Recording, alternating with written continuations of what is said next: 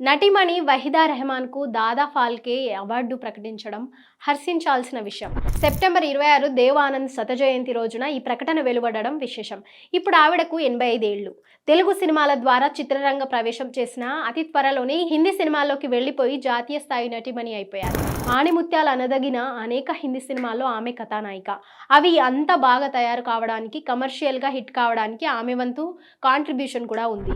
ఆమె అందగత్తె, మంచి నర్తకి. తెరపై అన్ని రకాల రసాలు అభినయించింది. అల్లరి పిల్ల పాత్రతో సహా ఏ పాత్ర ధరించినా కొట్టి వచ్చినట్లు కనబడేది. ఆమె హుందాతనం నిజ జీవితంలో కూడా ఆవిడ హుందాగానే ప్రవర్తిస్తుంది. ఎక్కడ ఎవరితోనూ వివాదాలు తెచ్చుకోలేదు. ఆవిడ 1939లో పుట్టింది. ఆవిడ తండ్రిది ఉమ్మడి మద్రాసు రాష్ట్రంలోని చెంగల్పట్టు ప్రాంతం. మున్సిపల్ కమిషనర్గా చాలా ఊళ్లలో పనిచేశారు. వహీదాకు 10 ఏళ్ల వయసుండగా ఆయనకు వైజాగ్ బదిలీ అయింది. అక్కడ చదువుకుంటూ ఆమె భరతనాట్యం నేర్చుకుంది.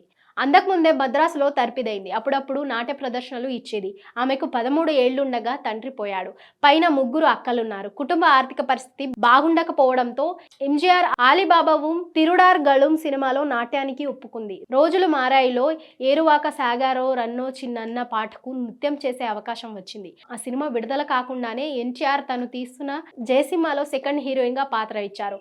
ఆమెకు సావుకారు జానకి డబ్బింగ్ చెప్పారు. మిస్సమ్మను హిందీలో తీసే ఉద్దేశంతో సినిమా చూడ్డానికి హైదరాబాద్ వచ్చిన గురుదత్ రోజులు మారాయి పాటకై వైదాకు వచ్చిన గుర్తింపు చూసి ఆశ్చర్యపడ్డాడు.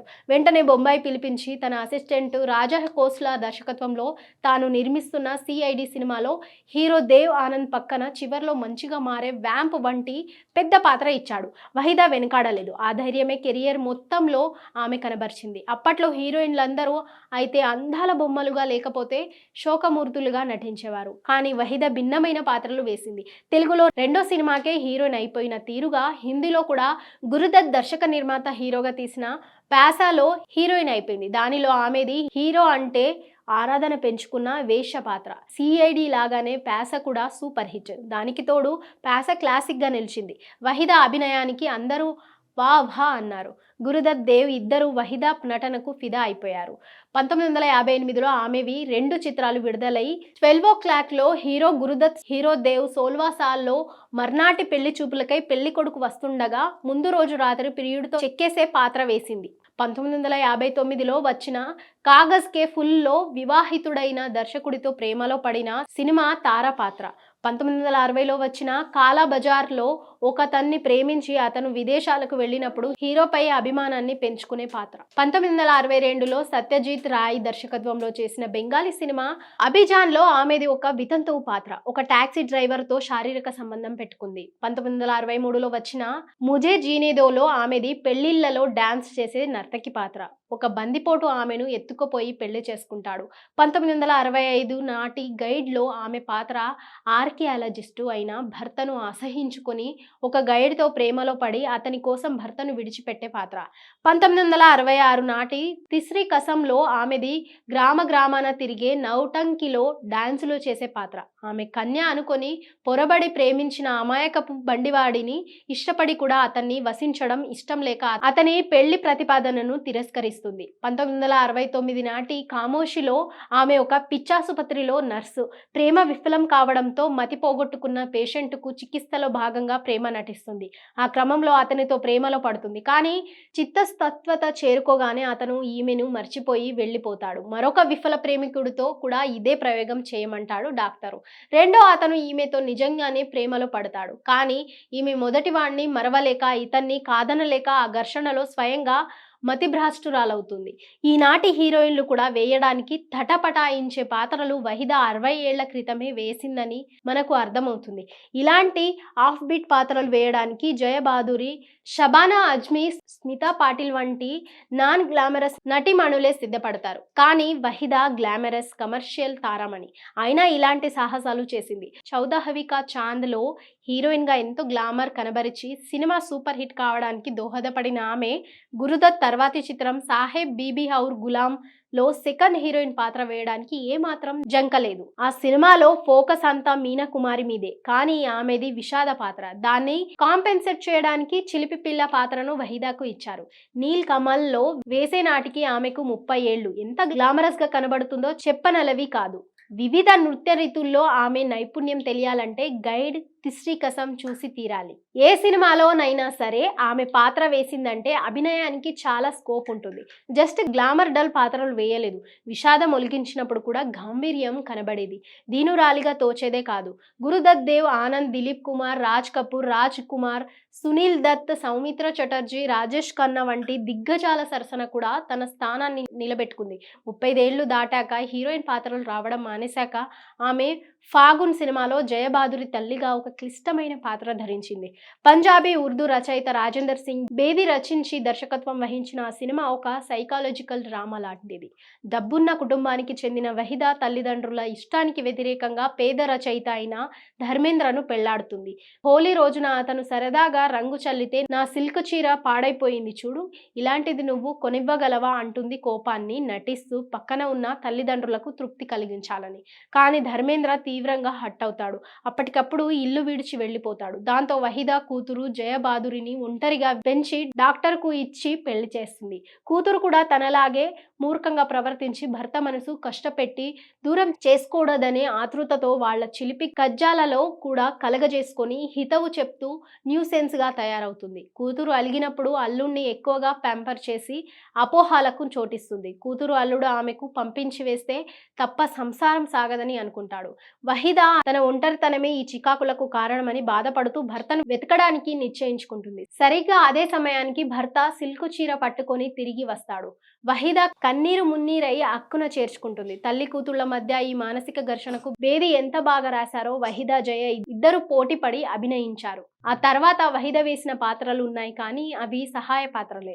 తొలుతగా ఆమె తమిళ సినిమాలో నటించింది, బెంగాలీ సినిమాలో నటించింది, తెలుగులో రోజులు మారాయి, జయసింహ, బంగారు కలలు, సింహాసనం సినిమాల్లో వేసింది. గైడ్ ఇంగ్లీషు వెర్షన్ లో కూడా వేసింది. ఆమెకు ఉత్తమ నటిగా 2 ఫిల్మ్ఫేర్ అవార్డులు, జాతీయ అవార్డులు వచ్చాయి. 1972లో పద్మశ్రీ, 2011లో పద్మభూషణ్, ఇప్పుడు దాదాసాహెబ్ అవార్డు వచ్చాయి.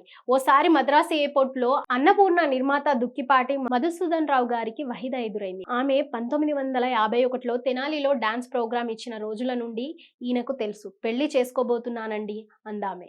శుభం, పెళ్లి చేసుకోబోయే ముందు ఓ తెలుగు సినిమాలో నటించకూడదా అన్నారాయన. మీరు తీస్తానంటే నేను వేయనంటానా అందామె సమాధానంగా. ఇద్దరపుడి సులోచన రాణి రాసిన ఓ సీరియల్ ఆధారంగా బంగారు కలలు సినిమా తీస్తూ మధుసూదన్ రావు నాగేశ్వరరావు పక్కన హీరోయిన్ వేషం ఆఫర్ చేశాడు వహీదాకు. ఆమె సరేనంది. ఆ సినిమాలో ముఖ్యమైన చెల్లెలు పాత్రకు లక్ష్మికి ఇచ్చారు. కానీ అదే సమయంలో చలం నిర్మించిన మరో సినిమాలో కూడా లక్ష్మిది ఇలాంటి పాత్రే. పోలిక వస్తుందని భయపడి హీరోయిన్ గా లక్ష్మిని పెట్టుకొని చెల్లెలు పాత్ర వహీదాను వేయమంటే అనుకున్నారు అన్నపూర్ణ వారు. అంతా పెద్ద స్టార్ దిగి వచ్చి వేషం వేస్తానంటే ఇలా చెల్లెలు పాత్ర వేయమంటే ఏం బాగుంటుంది అని జంకారు. ఏమైతే అది అయిందని ఆమెను కలిసి విషయం చెప్పారు. ఆమె కొద్దిసేపు ఆలోచించి, నేను ఆర్టిస్ట్ని, చేసేది మంచి పాత్ర కాదా అని తప్ప హీరోయిన్ గానే వేయాలన్న పట్టుదల నాకేమీ లేదు, నేను రెడీ అందామె. ఆమె ఔదార్యం అంతటితో ఆగలేదు. తనతో పాటు మంది మార్బలం ఎవరూ లేకుండా ఓ టచప్ ఉమెన్ ను తెచ్చుకున్నారామె. పాత్రకు కావాల్సిన కాస్ట్యూమ్స్, మేకప్ మెటీరియల్ బొంబాయి నుండి తానే తెచ్చుకున్నారు. రిచ్ హోటల్లో రూమ్ బుక్ చేస్తే, ఎందుకండి దండగా, నేను కూడా సారథి స్టూడియోలో ఉంటాను అంది. ఆమెను ఒప్పించి బ్లూ మూన్ హోటల్లో బస ఏర్పాటు చేశారు. తెలుగు నటీనటులతో కలిసిపోయి ఏపాటి భేషజం లేకుండా నటించారామె. టి సుబ్బరామిరెడ్డి ఓ క్లబ్లో చిలిపి కస్టమర్గా చిన్న పాత్ర వేస్తూ క్లబ్ డాన్స్ చేస్తున్న వహీదా బుగ్గ గిల్లడం ఓ విశేషం. ఆవిడ దానికి అభ్యంతరం చెప్పుకోకపోవడం మరీ విశేషం. ఇక వహీదా కాస్ట్యూమ్స్ గురించి ఎంత పట్టుదలగా ఉండేదో చెప్పే సంఘటన ఒకటి. రోజులు మారాయిలో డాన్స్ చూసి గురుదత్ వహీదాను 1955 చివర్లో బొంబాయి పిలిపించారనే రాశాను కదా. వహీదా వయసులో 18 కంటే ఎక్కువ కాబట్టి 3 ఏళ్ల కాంట్రాక్ట్ పై ఆమె తల్లిని సంతకం చేయమన్నారు. అంతలో వహీదా, నేను ఒక షరతు పెట్టదలుచుకున్నాను అంది. CID cinema director Raj Khosla కూడా అక్కడే ఉన్నాడు. అతను ఆశ్చర్యపడుతూ, కొత్తగా వచ్చిన వాళ్ళు షరతులు పెట్టరు అన్నాడు.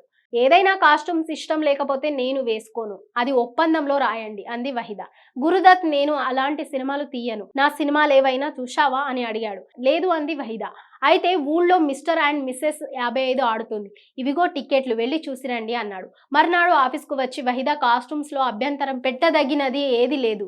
అయినా నేను చెప్పిన షరతు ఒప్పందంలో పెట్టండి అంది. రాజ్ కోస్లా మండిపడ్డాడు. కాస్ట్యూమ్స్ సీనుపై ఆధారపడి ఉంటుంది, నటిపై కాదు అని వహిద నెమ్మదిగానే అయినా స్థిరంగా చెప్పింది. నాకు వయసు వచ్చిన తర్వాత స్విమ్ సూట్ కూడా వేసుకోవచ్చు, కానీ ప్రస్తుతానికి నాకైతే సిగ్గు ఎక్కువ కాబట్టి అలాంటి డ్రెస్ వేసుకోను అని. అంత సిగ్గైతే సినిమాల్లోకి వేయడానికి ఎందుకు వచ్చావు అని వెక్కరించాడు రాజ్ కోస్లా. నేను రాలేదు, మీరే రప్పించారు అంది వహిద.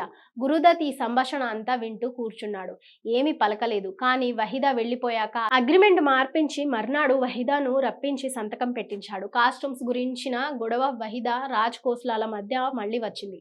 సిఐడి సూపర్ హిట్ కావడంతో వహిద, దేవ్ ఆనంద్, గురుదత్లకు చాలా ఆత్మీయురాలైంది.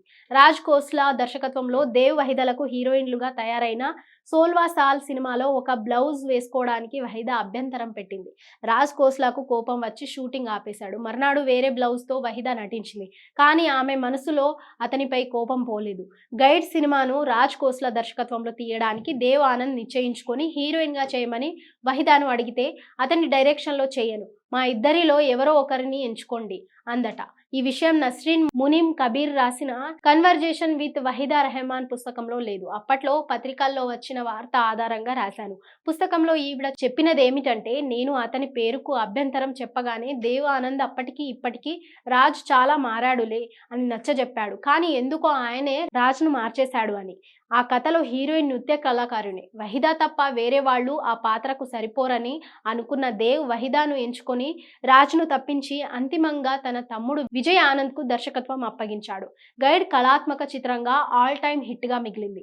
బ్లౌజ్ వివాదం కారణంగా దాన్ని దర్శకత్వం చేసే అవకాశాన్ని రాజ్ కోస్లా జార విడుచుకున్నాడు. వ్యక్తిగత జీవితానికి వస్తే, ఆమె హిందీ సీమకు వెళ్లిన రోజుల్లోనే తనను నటిగా మలిచిన దర్శక నిర్మాత గురుదత్తో ప్రేమలో పడింది. అతను అప్పటికే గాయని గీతా దత్ను ప్రేమించి పెళ్లాడి ఉన్నాడు. ఇద్దరిని వదులుకోలేనని సంకట స్థితి అతనిది. ఆత్మకథ అనిపించేలా కాగజ్ కే ఫుల్ సినిమా తీశాడు. అది ఫెయిల్ అయింది. ఆ వైఫల్యానికి కృంగిపోయాడు. తర్వాత సాదిక్ దర్శకత్వంలో తీసిన చౌద్ హవీ కా ఛాన్స్ సక్సెస్ అయ్యి డబ్బులు కురిపించిన డిప్రెషన్లోంచి బయటికి రాలేదు. మద్యానికి బానిసయ్యాడు. భార్యకు విడాకులిచ్చి నిన్ను చేసుకుంటా అని వహిదాకు మాటిచ్చాడు. కానీ గీతతో కూతుర్ని కన్నాడు. ఇక ఇతన్ని నమ్ముకుంటే లాభం లేదని, ఒక చక్కటి సంసారాన్ని పాడు చేసిన వ్యక్తిగా తనపై ముద్ర పడుతుందని వహిదాకు అర్థమైపోయింది. గురుదత్ను దూరం పెట్టసాగింది. అతను ఈమె సినిమాలో షూటింగ్ జరిగే చోటికి వచ్చి గొడవ చేసాగాడు. భరించింది. ఇంతలో అతను ఆత్మహత్య చేసుకున్నాడు. ఇది 1964లో జరిగింది. ఆ సమయానికి ఆమె సాగున్ అనే సినిమాలో కమల్జీత్ అనే హీరో సరసన నటిస్తోంది.